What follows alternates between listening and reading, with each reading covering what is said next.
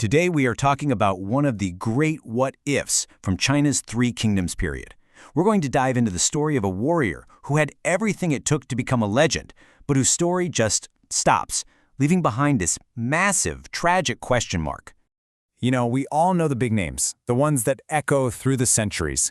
But history is littered with these ghosts, these heroes whose potential was just burning so bright, only to be snuffed out way too soon. And today, we're looking at one of the most heartbreaking examples of all, Zhang Bao. Okay, so to really get Zhang Bao, you first have to understand the absolutely colossal shadow he was born into. His father, the one and only Zhang Fei, one of the legendary 5 tiger generals. I mean, this was a warrior so fierce, they called him a foe of 10,000 men. So you can imagine the kind of pressure his son was under. The expectations were just through the roof. And would you look at these stats? This right here proves he wasn't just riding his dad's coattails. Not at all. An S+ in martial skill and an S in ferocity, that puts him right up there with the best of the best from that era. But here's the kicker. Look at that B+ in strategy. That is so important. It shows he wasn't just some berserker. He had a good military mind, a level of refinement that, let's be honest, his father didn't always have. And who better to validate his potential than the legend himself, right? When a warrior like Zhang Fei looks at his son and says this, I mean, that's the ultimate seal of approval. It's him basically declaring, yep, the family business of being an absolute terror on the battlefield is in very, very good hands. And this is exactly why he earned that praise. He didn't just get the family name, he got the whole toolkit. That snake spear? That is a notoriously difficult weapon to master. Its unique blade is designed to rip and tear. It's not for beginners. And he wielded it like he was born with it. You combine that with his raw strength, his skill on a horse, what you have is a terrifyingly complete warrior, a near-perfect copy of his father in his prime. But you know, being a great fighter isn't quite enough to become a legend. You need a purpose, a fire. And for Zhang Bao, that purpose was tragically, brutally thrust upon him. This is the moment his story really pivots, from just being the son of a hero to a hero driven by pure vengeance. See, his father's end wasn't glorious. It wasn't on some epic battlefield. It was messy, and it was born from Zhang Fei's own legendary temper. He makes this impossible demand, his men ask for more time, and in a rage, he has them brutally beaten. So what do? They murder him in his sleep. This ugly, cowardly act, this becomes the single thing that drives Zhang Bao from here on out. And there it is. That vow changes everything. It takes all of his grief, all of that inherited ferocity, and channels it into one single razor-sharp point. From this moment forward, every swing of his spear, every charge into battle, it's all fueled by this personal quest for justice.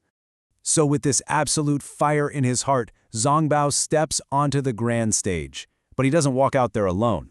No, he forms a new bond, a new brotherhood that feels like an echo of one of the most famous friendships in all of Chinese history. They got this nickname, Little Guan-Zhang. And you have to understand how big of a deal this was. Zhang Bao teams up with Guan Xing, the son of his father's sworn brother, the great Guan Yu. Together, they were the future.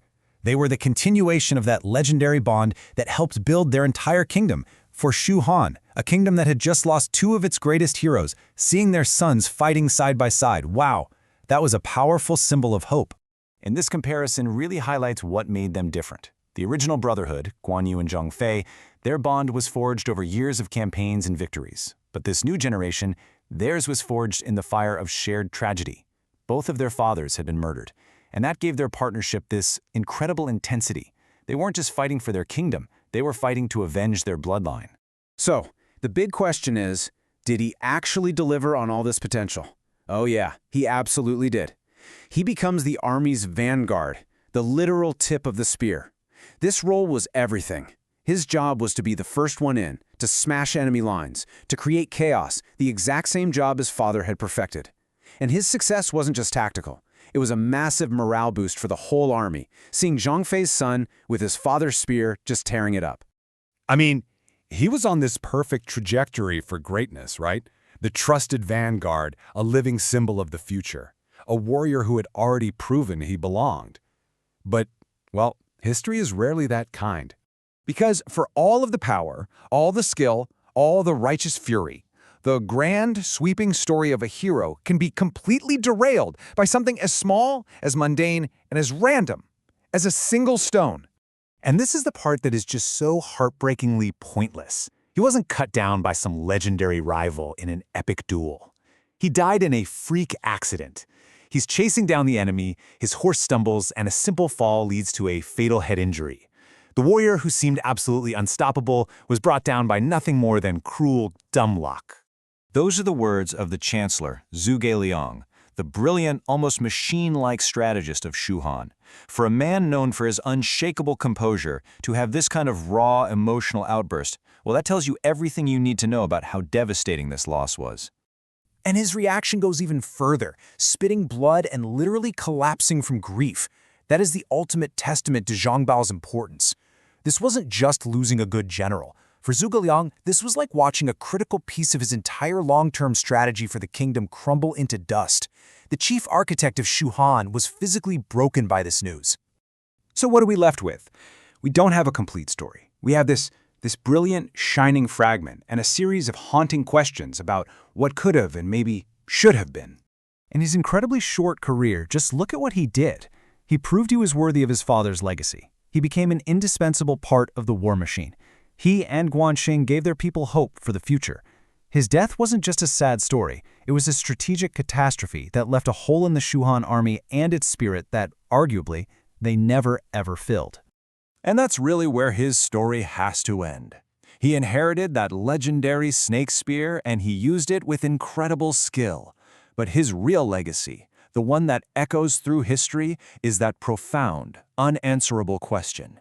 It's just a powerful reminder that sometimes the fate of an entire kingdom can hinge on the life of one person and one single random moment. Thanks for joining me.